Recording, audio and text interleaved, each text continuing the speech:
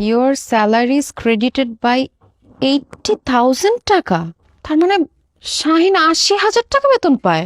নাদিয়া এখানে একটা সাইন করে দাও তো। তুমি কয় টাকা বেতন পাও? তোমাকে তো বলছি আমি 40,000 টাকা বেতন পাই। খবরদার, মিথ্যা কথা বলবা না। তুমি 80,000 টাকা স্যালারি পাও। এই একদম ফালতু কথা বলবা না। কে বলছে আমি 80,000 টাকা বেতন পাই? কে বলছে? যৌথ অ্যাকাউন্ট থেকে মেসেজ আসছে তোমার এই মাসের স্যালারি ঢুকছে 80,000 টাকা। বলো, তুমি বেতন নিয়ে কেন আমাকে মিথ্যা কথা বলছো? ওই মেয়েদের বয়স আর ছেলেদের স্যালারি সবসময় গোপন রাখতে হয় এই জন্য। একদম চুপ করো। তুমি মাসে 80,000 টাকা বেতন পাও। তুমি তো 4-5 বছর ধরে চাকরি করো। তার মানে তো এতদিনে তোমার ব্যাংকে অনেক টাকা থাকার কথা। ব্যাংকে তো মাত্র 1.5 লাখ টাকা আছে, বাকি টাকা কই? ওই টাকা দিয়ে গ্রামে আব্বা আমাকে একটা বাড়ি করে দিছি, ছোট বোনকে বিয়ে দিছি, আর বাড়ির পাশে একটা জমি কিনছি। তাছাড়া প্রত্যেক মাসে তো আব্বা আমাকে 15-20 হাজার টাকা পাঠাইতে হয়। আচ্ছা, তার মানে নিজের ফ্যামিলির পিছনে সব টাকা নষ্ট করছো, তাই না? কিন্তু এখন থেকে আমি সেটা হইতে দিব না। তোমার বেতন 40,000 টাকা ভেবে আমি কত কষ্ট করে ম্যানেজ করে চলতাম। ভালো কোনো ড্রেস, অর্নামেন্টস কোনো কিছু কিনতাম না।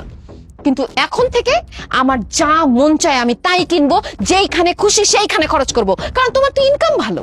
আল্লাহ রে, কেন যে যৌথ অ্যাকাউন্ট খুলতে গেলাম, আমার কোনো কিছু আর গোপন থাকলো না, সবকিছু ফাঁস হয়ে গেল। কে যে যৌথ অ্যাকাউন্ট আবিষ্কার করছে আরে পাই দেওয়ার খবর করে ছাড়তাম। যে যৌথ অ্যাকাউন্ট খোলার সিস্টেম বাইর করছে না, সে খুব ভালো করছে, কারণ স্বামী স্ত্রীর জন্য এটা বেস্ট। আচ্ছা যাওয়ার হয়েছে, বাদ দাও তো। মা ফোন দিছিল, বললো আব্বাকে ডাক্তারি চেক আপ করাইতে হবে, 15-20 হাজার টাকা লাগবে। এই 20,000 টাকা চেকে একটা সাইন লাগবে, তোমার সাইন তো মাকে টাকা পাঠাইতে হবে। কি বললা তুমি? ডাক্তারের কাছে চেক আপ করাবে, এর জন্য 20,000 টাকা লাগবে? তোমার মাঝে এইসব ডাক্তার দেখানোর অজুহাত দিয়ে তোমার কাছ থেকে টাকা হাতায় নেয়, সেটা আমি খুব ভালো করে জানি। এখন থেকে এসব চলবে না। আমি কোনো জায়গায় সাইন করব না। তুমি 1 টাকাও গ্রামে পাঠাইতে পারবা না। নাদিয়া বোঝার চেষ্টা করো, আমার বাবা অসুস্থ। সমস্যা নাই, আমি 2,000 টাকা পাঠিয়ে দিব না, বলবো না ডাক্তার দেখায় নিয়ে আসতে আব্বাকে। আচ্ছা শোনো, তুমি চেকে একটা সাইন করে দাও তো, আমার কিছু টাকা তুলতে হবে। কেন? তুমি টাকা দিয়ে কি করবা? ওই একটু পার্লারে যাব, আমার হেয়ার ট্রিটমেন্ট করব, স্কিন ট্রিটমেন্ট করব, একটু ফেসিয়াল করতে হবে। তাছাড়া আমার অনলাইনে কিছু ড্রেস পছন্দ হয়েছে তো, ওগুলো অর্ডার দিতে হবে। তাড়াতাড়ি সই করে দাও।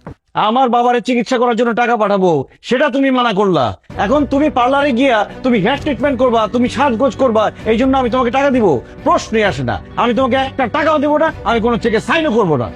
শাহিন দেখো, চেকে সাইন করো, নাহলে কিন্তু খুব খারাপ হয়ে যাবে। যত খারাপই হোক, আমি তোমাকে একটা টাকাও দিব না। তোমার যদি এতই সাজগোজ করতে ইচ্ছা হয়, নিজের টাকা দিয়ে যাও, পার্লারে সাজগোজ করো গিয়ে। ও এখন খুব টাকার গরম দেখাইতেছো না, তুমি ইনকাম করো দেখে।